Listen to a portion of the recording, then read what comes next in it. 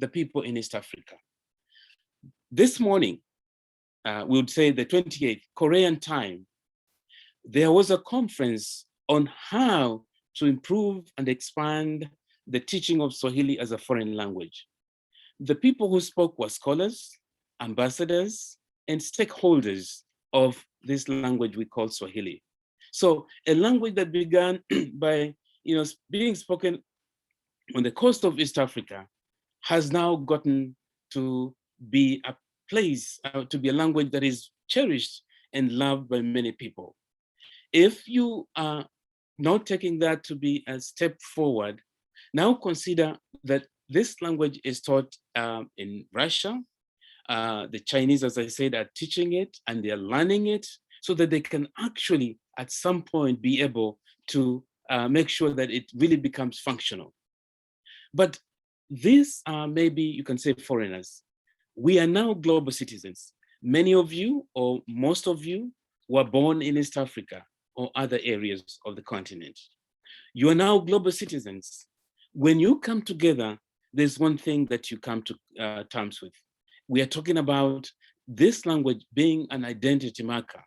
It is just not a tool for communication. It is the reason why Kevin will look at somebody like Mabel or somebody else and say, you know what, this is my brother, ndugu yangu. Why? Because of that powerful connection.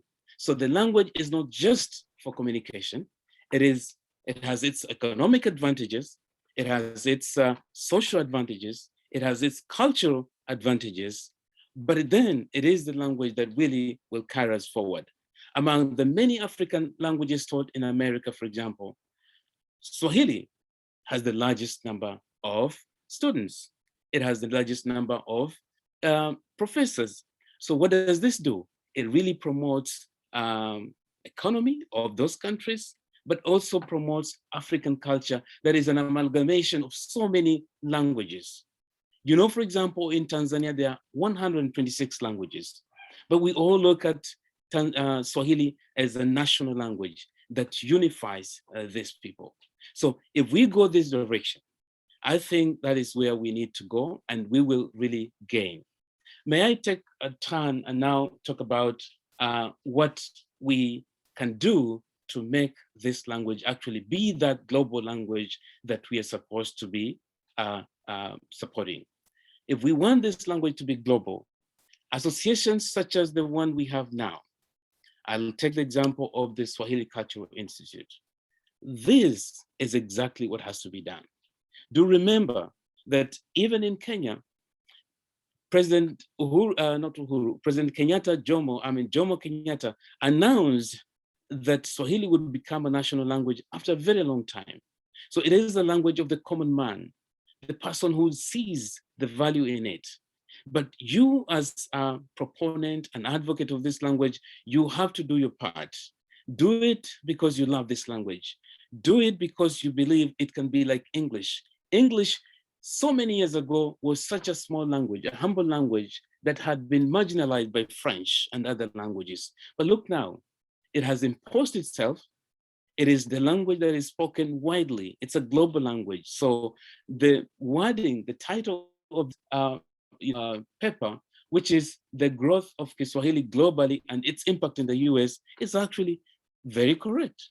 The only thing I might say actually is that the US has influenced other areas to really be able to value this language, even at home.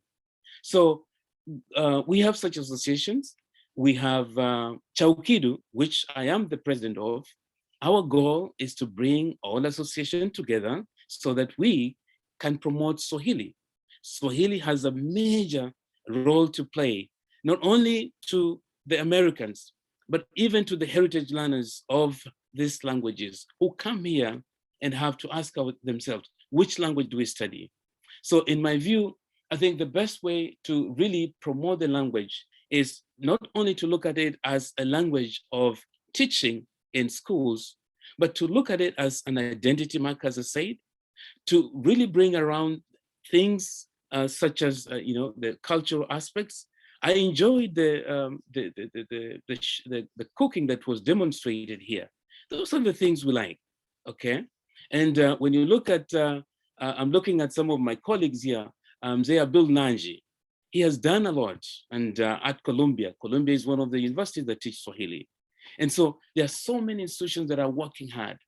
You cannot forget, for example, the African Americans who have done a lot. Every Black History Month, we want to celebrate that.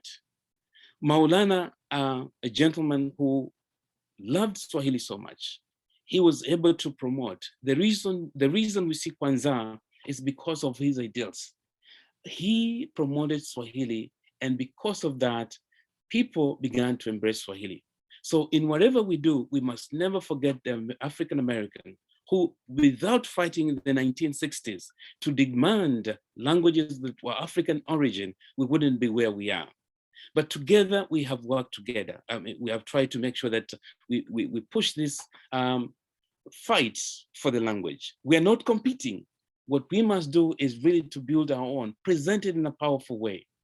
And this is where we have to call on our governments. Our governments, if they're represented by ambassadors, they have to come in and play a major role. Why? Because if we sit back and just watch, others will do what they are doing. Every semester and every week, I hear people talk about Japanese, they're promoting the language. The embassies are asking, how can we do to promote study abroad to Japan and people from Japan coming here? China is doing the same. Taiwan is doing the same. France is doing the same. What is it that we can do as Africans? So those ambassadors who are here with us, just remember that we cannot sit back and watch. We must play a role. And we have to collaborate both as non-governmental organizations, as institutions of higher learning, educational attaches should actually work with schools and make sure that culture is really working for this particular language. We cannot afford to sit back. We are hired here. Many of us have helped back at home because we have moved away from home and we are really contributing to the economy in a powerful way. As I've always said, I love us talking about our national parks.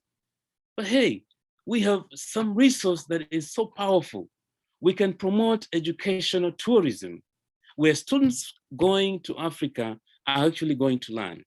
And we can collaborate across the board, East African countries, including those that are in North Africa, West Africa, and say, we are building the same house so that we can do our very best. So I just want to comment, especially Kevin, for really coming up with this wonderful, wonderful occasion. And the Institute really has to be one that can go beyond New York. Everybody has been asking me, at least those that I shared this, how do we become a part of this? So we must find a way to really bring on board everybody. And if we work together, for example, with CHAUKIDU, we are doing a lot. Just about, is it 2 weeks ago, we had a conference, an online conference. We had people from across the world, from China, from Poland, from Africa, from the US. All of these people love Swahili. Our own students who have studied Swahili were presenting papers that touch on very critical points of our lives. So I just want to really say, I can't see anything else but a bright future for Swahili. So kwa pamoja, tukizungumza Kiswahili, tukienzi na tujue kwamba ni lugha ambayo imevuka mipaka ya Afrika Mashariki na sasa ni lugha ya kilimwengu. Shukran na asanteni sana.